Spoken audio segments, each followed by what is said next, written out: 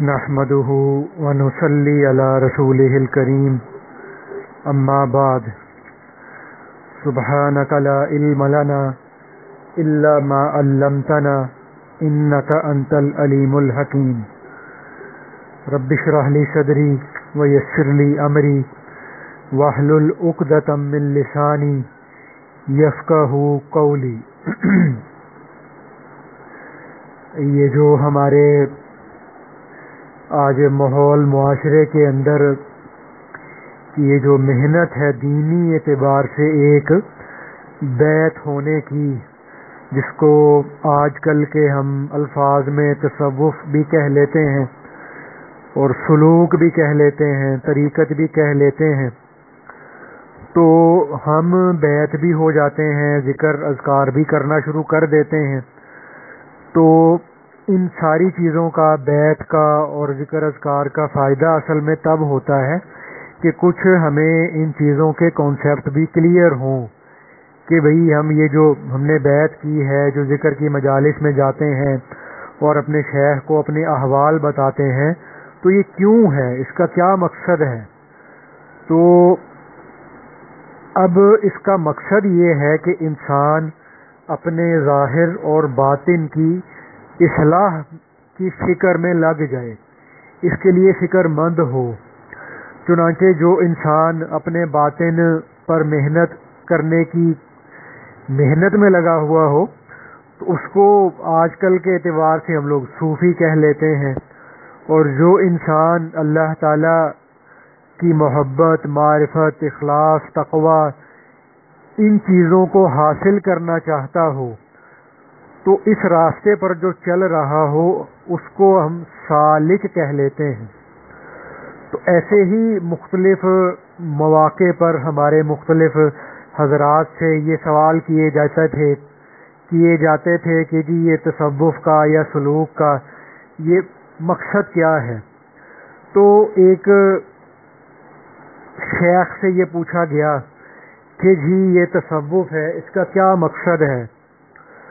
تو انہوں نے فرمایا کہ صبح سے شام تک ہم جو کچھ بھی کرتے ہیں اس کو نیت اور احتساب کے ساتھ کرنے لگ جائیں، یہی تصوف ہے کہ صبح سے شام تک جو اعمال بھی ہم کریں ان کو تصحیح نیت کے ساتھ اور احتساب کے ساتھ کرنے لگ جائیں، یعنی خالص اللہ تعالیٰ کی رضا کی نیت ہو، اور عمل کرنے کے بعد فراغت نہیں ہے بلکہ اپنا محاسبہ ہو۔ تو یہ احتساب بڑا ضروری ہے۔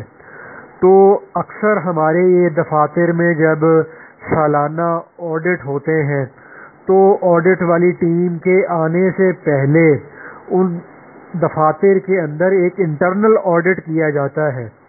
تو اس وقت میں اگر ہم ان بڑی بڑی ملوں کے اکاؤنٹ برانچ کے جو لوگوں کو دیکھیں تو وہ کوئی ادھر کو جا رہا ہوتا ہے، کوئی ادھر کو جا رہا ہوتا ہے، سب ایک افراتفری کے اندر لگے ہوتے ہیں کہ جی کوئی یہ سٹیٹمنٹ اس سے نہیں مل رہی، یہ والا بل جو ہے یہ ٹیلی نہیں ہو رہا، تو یہ والا گیٹ پاس نہیں مل رہا۔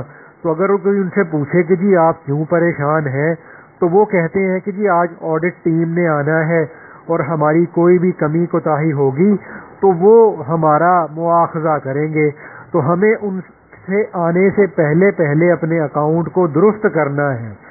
تو بالکل ہو بہو یہی کیفیت ایک مومن کی بھی ہونی چاہیے، کیونکہ مومن یہ سمجھتا ہے کہ قیامت کے دن اللہ تعالیٰ کے سامنے میرے نامہ اعمال کے ساتھ مجھے پیش کیا جائے گا، تو اس قیامت کے دن کے حساب سے پہلے میں انٹرنل آڈٹ کے ذریعے اپنے اعمال کو ٹھیک کر لوں۔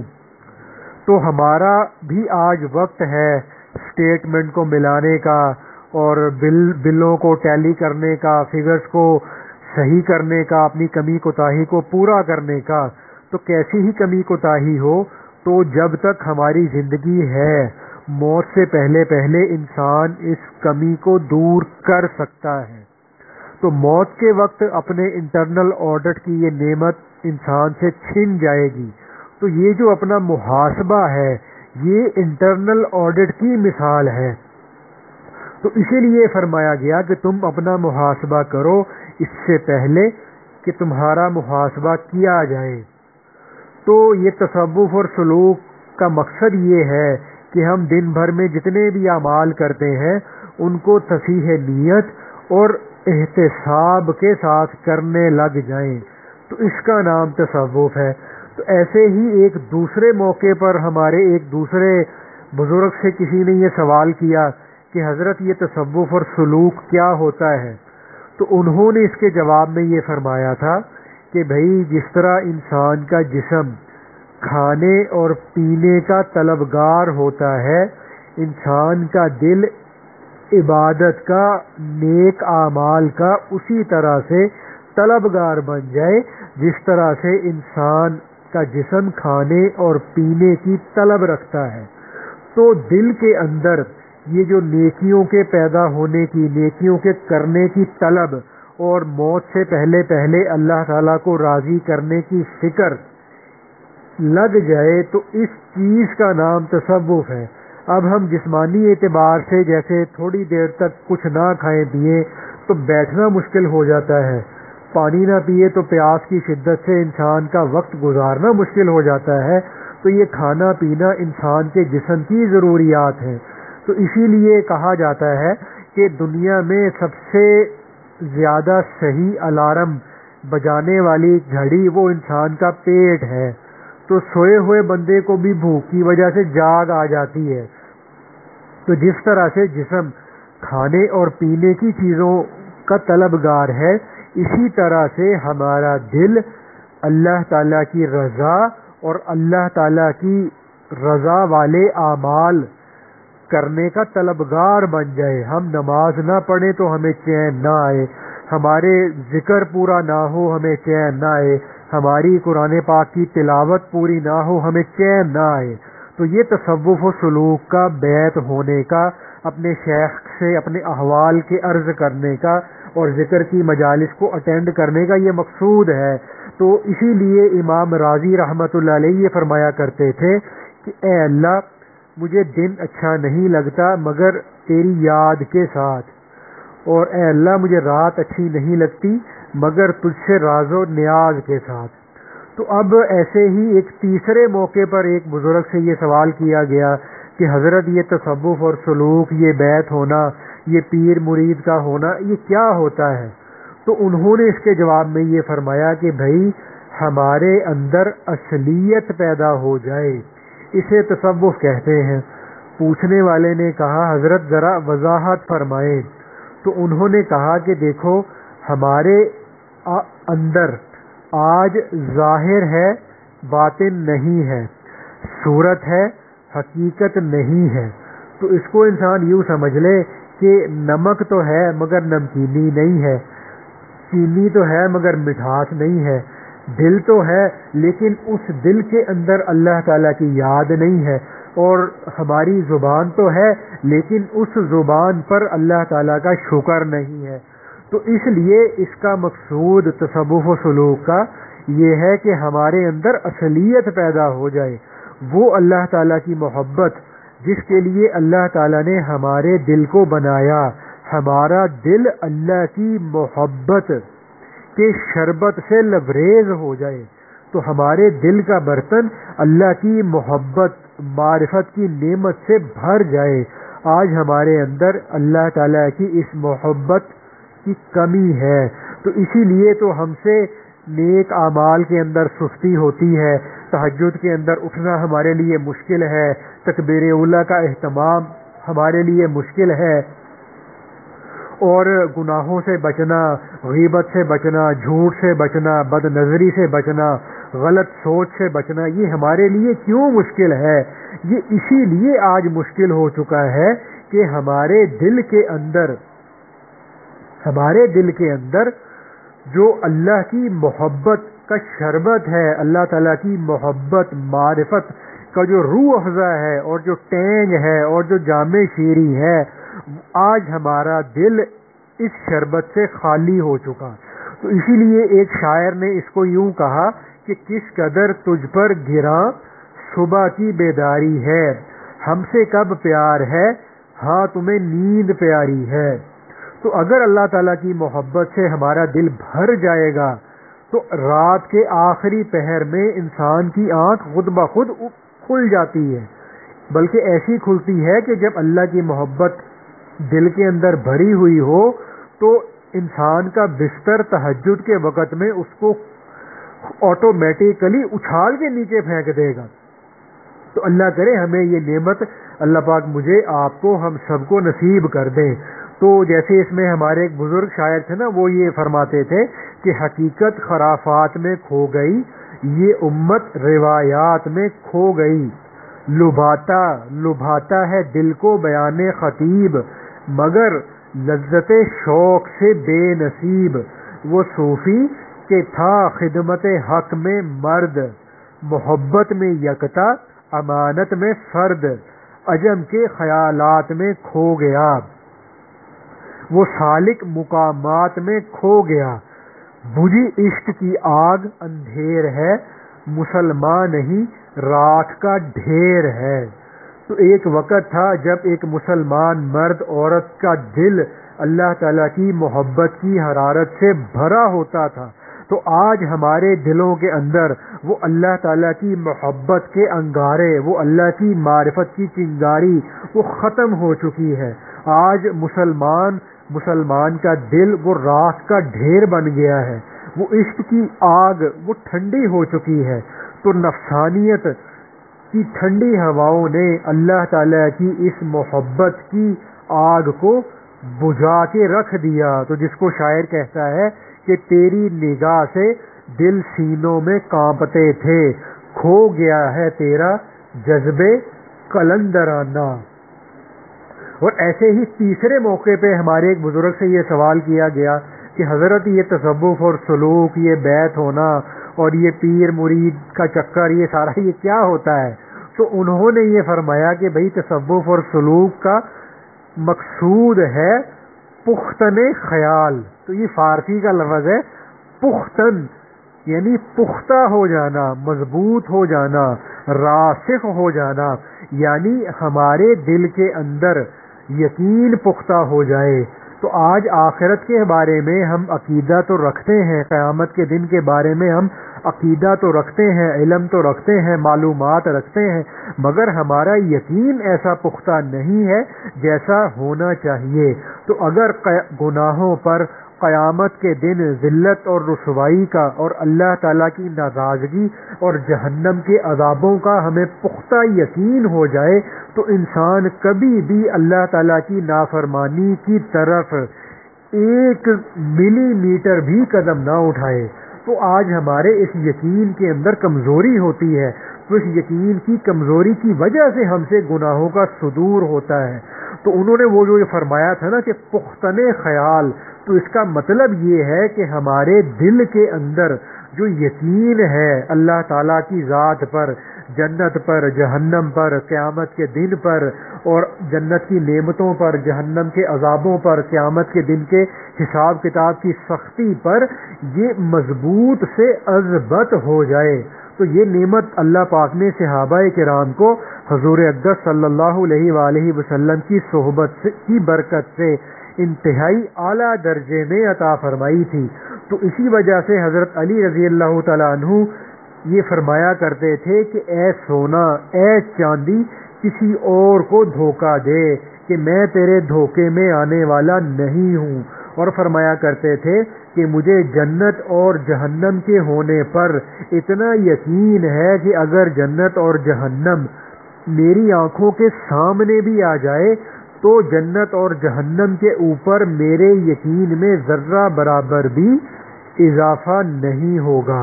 تو یہ ایمان بالغیب اتنا پختہ ہو کہ جیسے انسان کو حق الیقین حاصل ہو جاتا ہے۔ تو جب انسان یہ ذکر اذکار کے اسباب کرتا ہے، ان کا اہتمام کرتا ہے، گناہوں سے بچتا ہے اور اپنے شیخ کے ساتھ مضبوط رابطہ رکھتا ہے، تو جب ہمارا اپنے شیخ کے ساتھ رابطہ کمزور ہوتا ہے تو اس کمزور وائی فائی کے سگنل کی وجہ سے کہ جب ہمارا اپنے شیخ کے ساتھ جو وائی فائی کے سگنلز ہیں یہ کمزور ہو جاتے ہیں تو پھر شیطان کو ہمارے جو ہے وہ دل کے اندر وساوس پیدا کرنے کا اور گناہوں کی لذات کے اندر مبتلا کر دینے کا اور اللہ تعالیٰ کی ذات سے غافل کرنے کا شیطان کو موقع مل جاتا ہے. تو اس لیے ہم یہ بات کا بڑا اہتمام رکھا کریں کہ کچھ بھی ہو جائے، کیسے بھی حالات آ جائیں، تو اعمال کے اندر کیسی ہی سستی ہے، کتنی کمزوری ہے، اور شیطان انسان سے کتنے ہی گناہ کرانے میں لگا ہوا ہے، تو بس ہم ایک کام نہ کریں کہ اپنے شیخ کے ساتھ ہمارا جو رابطہ ہے یہ نہ تو کمزور ہو نہ یہ ٹوٹے. تو شیطان کی یہ بہت بڑی کوشش ہوتی ہے کہ انسان کا جو ہے نا اپنے شیخ کے ساتھ رابطہ وہ کہیں سے اس کو ختم کر دے.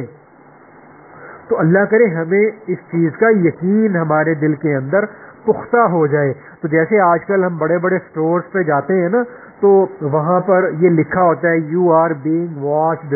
تو بڑے بڑے سٹورز پر وہ کیمرے لگے ہوتے ہیں. اب ہر چیز کھلی پڑی ہوتی ہے ریک کے اوپر، کوئی جو ہے وہ تالا نہیں لگا ہوتا، کوئی جو ہے وہاں کا ورکر ہمارے سر پہ نہیں کھڑا ہوتا، تو ہر چیز کھلی ہوتی ہے، کوئی نہیں اٹھاتا. تو ہمیں اس بات کا یقین ہوتا ہے کہ بھائی اگر میں نے کوئی چیز اٹھائی تو دروازے تک پہنچنے سے پہلے مجھے پکڑ لیا جائے گا. تو جس طرح اس خریدار کو یہ یقین ہوتا ہے، اسی طرح مومن کو یہ یقین حاصل ہوتا ہے کہ میں جو کچھ کر رہا ہوں میرا اللہ مجھے دیکھ رہا ہے، کہ اگر میں نے اللہ کے حکم کی خلاف ورزی کی تو قیامت کے دن مجھے اللہ کے سامنے جواب دینا پڑے گا. تو ابھی جیسے یہ اس کا تذکرے کرنا عجیب سا ہی لگتا ہے، لیکن چونکہ آج کا ہمارا ماحول معاشرہ ایسا ہے کہ جیسے ایک نوجوان تھا، لڑکا تھا، تو اس نے کسی لڑکی سے جو ہے وہ اپنے لیے کچھ محبت کا اظہار کیا اور کہا کہ جی میں آپ سے ملنا چاہتا ہوں، آپ سے ملاقات کرنا چاہتا ہوں. تو اس لڑکی نے، چونکہ وہ لڑکی کے دل میں اللہ کا ڈر تھا اور اللہ کا خوف تھا، تو اس نے آگے سے جواب یہ دیا کہ جتنی تمہیں مجھ سے محبت ہے تو مجھے اس سے بھی زیادہ ہے. تو ایسا بھی آتا ہے کہ حدیث پاک کے اندر آتا ہے جس کا مفہوم ہے کہ انسان کو اب کسی مخلوق کے ساتھ، کسی انسان کے ساتھ جو ہے وہ ایک محبت اور تعلق کا ایک اس کے دل کے اندر وہ چیز پیدا ہو گئی، لیکن اس نے اپنی اس رغبت کو، اپنی اس خواہش کو اپنے زبان پر کبھی بھی نہیں لایا اور اپنے آپ کو پاک باز رکھا، عفت کے ساتھ رکھا، اپنی عزت اور ناموس کی حفاظت کی، اور اسی طرح سے وہ دنیا سے چلا گیا تو وہ شہادت کی موت مرا. تو پھر اس لڑکی نے اسے کہا کہ جتنا تم یہ جو ایک رغبت کا اظہار میرے ساتھ کر رہے ہو نا، تو میرے دل میں تو اس سے بھی زیادہ ہے، مگر میں قیامت کے دن کی رسوائی اور عذاب سے اور اللہ کی نافرمانی سے ڈرتی ہوں. تو اس ایک فکرے نے اس لڑکے کی زندگی کو بدل کے رکھ دیا. اس نے پھر توبہ کی اور اپنے وقت کے ایک شیخ کے ہاتھ پر بیعت ہوا، اور پھر اس کو اللہ تعالیٰ نے بہت بڑے روحانی درجات سے نوازا. تو اللہ پاک ہمیں سب کو اس کی توفیق عطا فرمائے. تو اس لیے یہ جو تصوف اور سلوک ہے تو یہ وہ محنت ہے جو ہم میں سے ہر مسلمان کے لیے ضروری ہے. تو جیسے دنیا میں جسم کی بیماریاں ہوتی ہیں تو جسمانی بیماریوں کے علاج کے لیے جو ہے وہ فزیشنز ہوتے ہیں، کنسلٹنٹ ہوتے ہیں، ڈاکٹرز ہوتے ہیں. تو اگر انسان کو روحانی بیماریاں لگتی ہیں تو کیا دنیا کے اندر سے ہمارے روحانی ڈاکٹر، روحانی کنسلٹنٹ، روحانی فزیشن کیا یہ ختم ہو گئے ہیں؟ تو جسمانی بیماریوں کے ہسپتال تو ہر شہر کے گلی کوچوں میں ہوتے ہیں. تو کیا روحانی بیماریوں کے علاج کے لیے ہاسپٹلز اور کلینکس وہ دنیا میں سے ختم ہو گئے ہیں؟ تو آج ہم یہ دیکھیں تو ہم میں سے کوئی حسد میں مبتلا، کوئی تکبر میں مبتلا، اور کوئی بد نظری کا مریض، کوئی عشق مجازی کا مریض، کوئی تکبر عجب خود پسندی کا مریض، کوئی اپنے غصے کی وجہ سے پریشان، کوئی حسد کی وجہ سے پریشان. تو ان لوگوں کی، ہم لوگوں کی مصیبتوں اور پریشانیوں کا کچھ تو علاج اللہ پاک نے رکھا ہی ہوا ہے نا دنیا کے اندر. تو وہ کہاں ہوتا ہے؟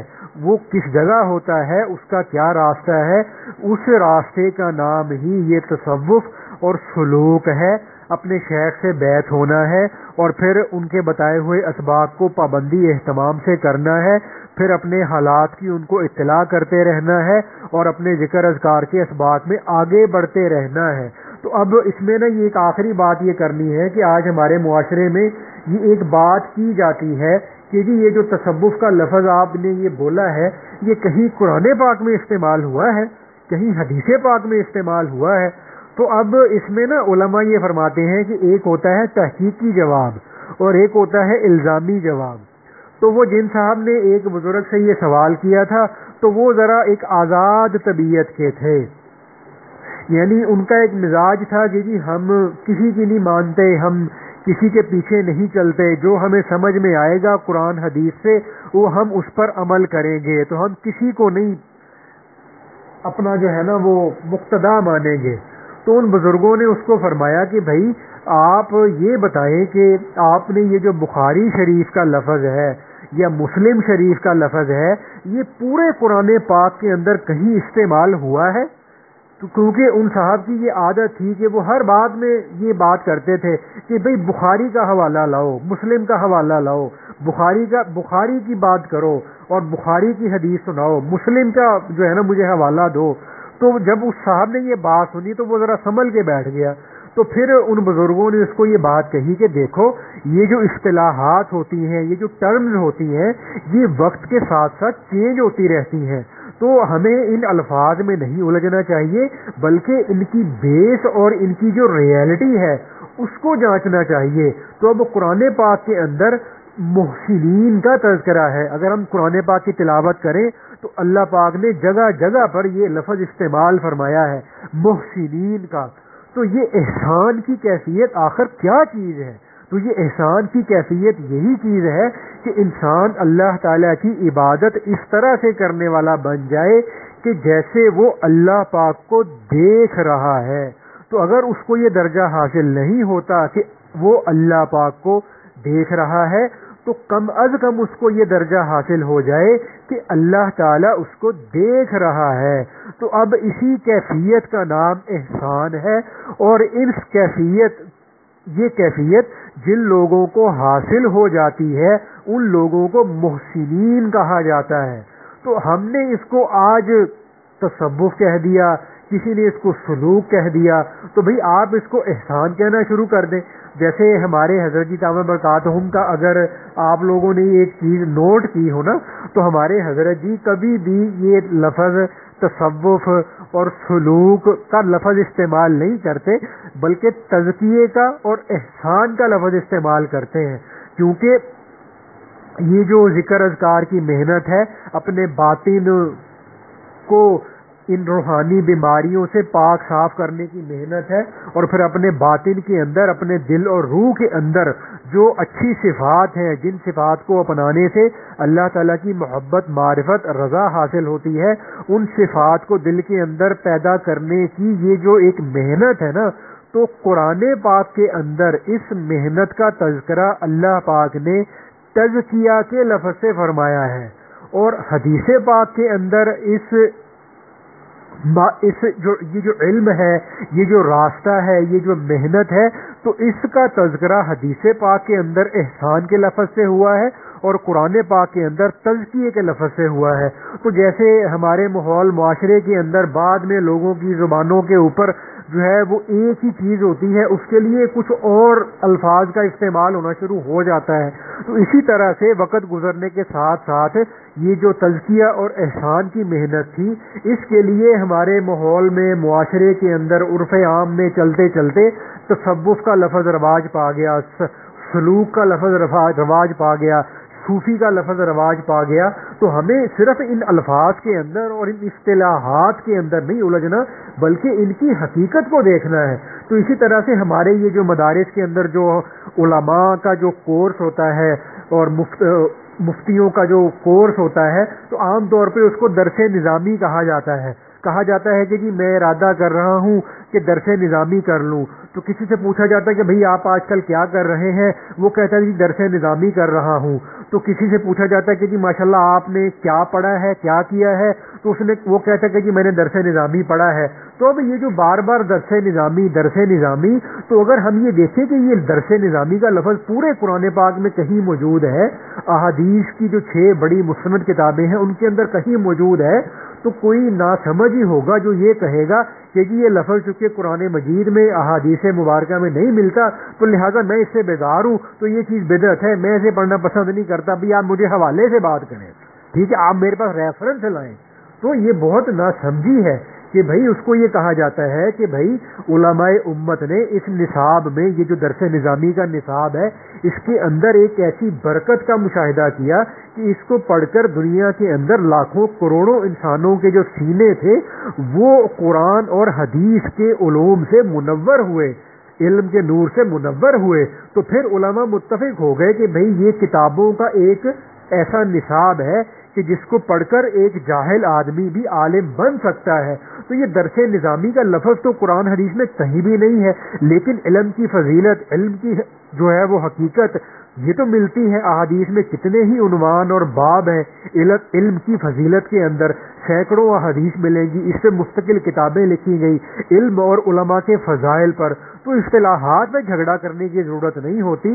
تو یہ تو ایسا ہی ہوتا ہے کہ جیسے ایک شخص نے کہا کہ بلی میرے سر سے اونچی ہے، اس نے کہا کہ بلی میرے سر سے اونچی ہے، تو دوسرے نے کہا کہ تم جھوٹ بول رہے ہو، یہ کیسے ہو سکتا ہے کہ بلی تمہارے سر سے اونچی ہو؟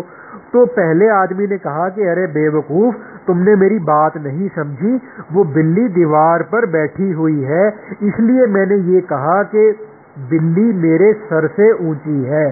تو حقیقت کو سمجھنے کی بجائے الفاظ پر ہم لوگ آج جھگڑ رہے ہیں، میڈیا کے اوپر جھگڑ رہے ہیں، کتابوں کے اندر جھگڑ رہے ہیں، اور مختلف جو ہے وہ مساجد کے اندر بیٹھ کے ہم جو ہے وہ مختلف چیزوں کے اوپر یہ بدعت ہے، یہ قرآن میں نہیں ہے، یہ حدیث میں نہیں ہے. تو یہ چیز ہمارے علمی اعتبار سے ناقص ہونے کی علامت ہے، ہمارے علمی اعتبار سے پختہ نہ ہونے کی نشانی ہے کہ جو آج ہم بات پر جو ہے یہ بات جھگڑے لے کے بیٹھ جاتے ہیں.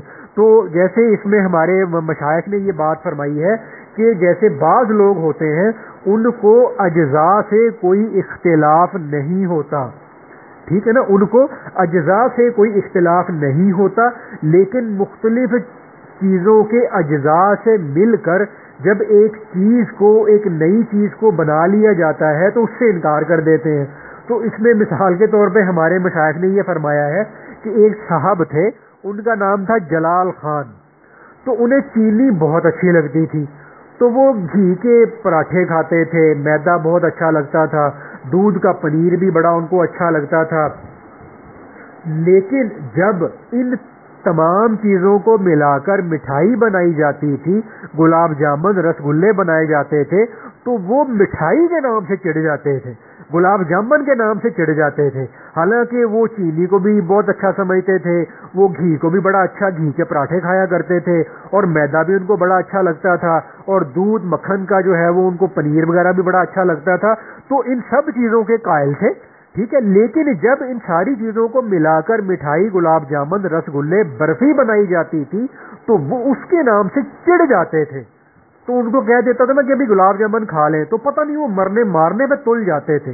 تو اب ان کو گلاب جامن سے اختلاف صحیح، لیکن گلاب جامن جن اجزاء سے، جن انگریڈینٹس سے مل کر تیار ہوئی ہے اس سے تو کوئی اختلاف نہیں ہے. تو اسی طرح سے آج ہم اپنے ماحول معاشرے کے اندر جب یہ بات کرتے ہیں نا کہ بھئی ہمارے دل کے اندر اللہ کی محبت ہو، معرفت ہو، اور اخلاص ہو، تقوی ہو، تواضع ہو، توکل ہو، صبر ہو، شکر ہو، اور اللہ کی ذات عالی پہ پختہ یقین ہو، اور یہ ساری چیزیں موجود ہوں، اور ہمارے دل کے اندر سے، ہمارے باطن کے اندر سے شہوت، تکبر، غصہ، حسد، عجب، کینہ، حرص، بخل، ریاکاری، یہ ساری کی ساری چیزیں ختم ہو جائیں، تو وہ کہتے ہیں ہاں جی بالکل یہ چیزیں تو ٹھیک ہیں، یہ چیزیں ہونی چاہیے. تو جب ان کو یہ کہا جاتا ہے کہ بھائی جو باتوں کا تذکرہ ہوا، ان باتوں کو حاصل کرنا اور جن باتوں کا بھی تذکرہ ہوا ان چیزوں سے اپنے آپ کو بچا لینا، تو اس کے لیے امت کے اندر 14 صدیوں سے ایک محنت چلی آ رہی ہے، ایک مستقل فن کے طور پہ چلی آ رہی ہے، اور اس فن کی پچھلے 1000 سال سے کتابیں لکھی جا رہی ہیں، اور اس فن کے جو ہے وہ اس تصوف کے علم کے 14 صدیوں میں کوئی ایک سال ایسا نہیں گزرا جس میں اس فن کے ماہرین، اولیاء، رجال اللہ، مشائخ، صوفیاء، پیر حضرات دنیا کے اندر موجود نہ ہو، تو اس نام سے وہ چڑھ جاتے ہیں کہ بھئی یہ جو تم نے تصوف کا لفظ بولا یہ تم نے بدعت کا لفظ بولا، اور یہ جو تم نے سلوک کا لفظ بولا یہ تم نے بدعت کا لفظ بولا۔ تو اسی طرح لوگوں کو تصوف کے لفظ سے تو اختلاف ممکن ہو سکتا ہے، لیکن اس تصوف کی جو حقیقت ہے اس سے کوئی بندہ اختلاف نہیں کر سکتا۔ تزکیہ نفس کو حاصل کرنے کو ہر بندہ ضروری سمجھتا ہے، تصفیہ قلب حاصل کرنے کو ہر انسان اس کی اہمیت کا قائل ہے، اور باطن کی ان روحانی بیماریوں کا علاج کروانا ہر بندہ ضروری سمجھتا ہے، اور یہی مقصود ہے۔ تو ایسی قرآن پاک کے اندر اللہ تعالیٰ نے مومنین کی صفات کا تذکرہ کیا، اور ان صفات کے لیے کچھ اللہ پاک نے الفاظ استعمال فرمائے۔ تو اب کوئی بتائے کہ قرآن پاک کے اندر اللہ پاک نے مومنین کی صفات کے لیے ذاکرین، صادقین، قانتین، خاشعین، موقنین، مخلصین، مخبتین، متوکلین، محسنین، خائفین، متقین، عابدین، راشدین، توابین، متطہرین، یہ تمام صفات اللہ پاک نے قرآن پاک کے اندر مومنین کے لیے ذکر کی ہیں۔ تو اگر یہ تمام صفات کسی بندے کے اندر، کسی مسلمان کے اندر موجود ہوں، تو اس بندے کو کیا کہنا چاہیے؟ اس کو یہ کہنا چاہیے کہ بھائی یہ بندہ انسان کامل ہے، یہ شیخ کامل ہے، یہ مرشد کامل ہے۔ اور اس بندے کے لیے صوفی کا لفظ استعمال کیا جاتا ہے کہ اس نے اپنے باطن کو صاف کر کے یہ ساری کی ساری تمام صفات مومنانہ اپنے باطن کے اندر پیدا کر لی ہیں۔ تو ہمارے نزدیک ان تمام صفات کو اپنے اندر پیدا کرنے کی محنت کو تصوف کہتے ہیں، اور ان کے طلبگار اور طالب مولا کو صوفی کہتے ہیں۔ ٹھیک ہے نا بھائی؟ تو اللہ پاک مجھے، آپ کو، ہم سب کو اس پہ عمل کی توفیق عطا فرمائے۔ ٹھیک ہے نا؟ تو عام طور پہ ہمیں جو ہے نا یہ تصوف اور سلوک، عام طور پہ ہمارے اچھے خاصے دیندار طبقے کو بھی ان چیزوں کی اتنی معلومات نہیں ہوتی۔ تو حتیٰ کہ یہ بھی دیکھا گیا کہ اچھے خاصے دیندار لوگ ہوتے ہیں اور دین کے مختلف شعبوں میں لگے ہوئے لوگ ہوتے ہیں، تو بلکہ دین کے مختلف شعبوں کے اندر قائدانہ کردار ادا کرنے والے لوگ ہوتے ہیں، لیکن ان کے سامنے یہ جو محنت ہے جو 14 صدیوں سے چلی آ رہی ہے، یہ وہ محنت ہے جس کو اللہ تعالیٰ نے حضور اقدس صلی اللہ علیہ وآلہ وسلم کی قرآن پاک کے اندر رسپانسبلٹیز کے اندر ذکر کیا ہے کہ اللہ کے نبی صلی اللہ علیہ وآلہ وسلم کی بحیثیت نبی ہونے کے جو 4 ذمہ داریاں بیان کی گئی ہیں، ان کے اندر یہ بھی ایک ذمہ داری ہے کہ اللہ کے نبی صلی اللہ علیہ وآلہ وسلم نے صحابہ کرام کے باطن کا، ان کے نفوس کا، ان کے انر کا تزکیہ کیا۔ ٹھیک ہے نا بھائی؟ تو اس لیے بعض لوگ ہمارے، کیونکہ ان کو عام طور پہ اس چیز کے کانسیپٹس کلیئر نہیں ہوتے، تو اس وجہ سے وہ کچھ اعتراض کر جاتے ہیں۔ ٹھیک ہے نا بھائی؟ تو اس لیے وہ کل ہم نے بات تو کی تھی صلہ رحمی کے متعلق، اور پھر آج کے لیے دل کے اندر صبح تک، بلکہ عصر کے وقت تک تو یہی تھا کہ میں کل عرض کیا تھا نا کہ جو گھروں کے اندر، رشتہ داروں کے اندر جو جھگڑے لڑائیاں ہوتے ہیں ان کے اسباب کیا ہیں، تو وہ ان کا ذکر کرنا تھا۔ تو لیکن اللہ کی طرف سے اچانک ہی یہ کہہ لیں کہ دل کے اندر یہ بات آ گئی کہ اس موضوع پر جو ہے نا ہمیں مذاکرہ کرنا چاہیے، تو اس لیے انشاءاللہ وہ جو کل والا موضوع تھا تو اللہ نے چاہا تو اس کو کل، ورنہ اسے آئندہ کل، ورنہ اسے جب اللہ نے چاہا تو انشاءاللہ اس کو بھی کر لیں گے۔ ٹھیک ہے نا بھائی؟ تو انشاءاللہ بھی ذکر کرتے ہیں، آنکھیں بند کر کے دل کی طرف توجہ کر کے یہ خیال کرنا ہے کہ میرا دل کر رہا ہے اللہ اللہ، اس میں اپنی توجہ دل کی طرف رکھنی ہے، اور دل میں اللہ کی طرف سے فیض اور رحمت کے آنے کا خیال بھی کرتے رہنا ہے۔ خیال کرنا ہے کہ اللہ تعالیٰ کی رحمت میرے دل میں آ رہی ہے، دل کی ظلمت سیاہی دور ہو رہی ہے، اور میرا دل شکریہ کے طور پہ کر رہا ہے اللہ اللہ اللہ۔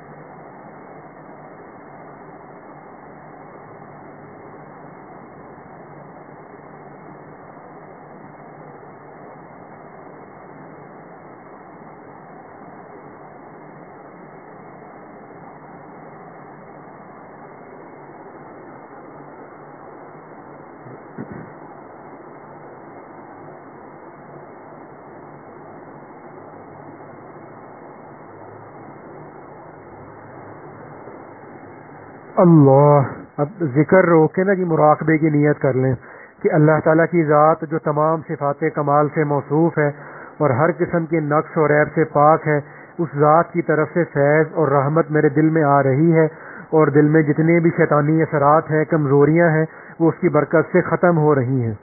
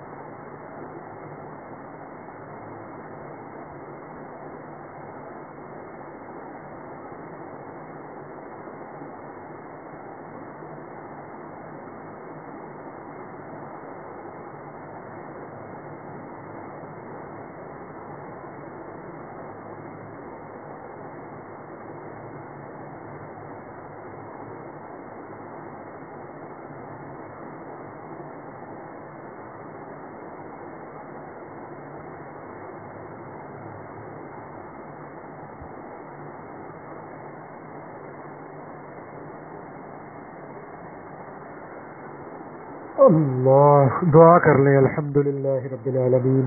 اللہم صلی علی سیدنا محمد وعلی آل سیدنا محمد وبارک وسلم.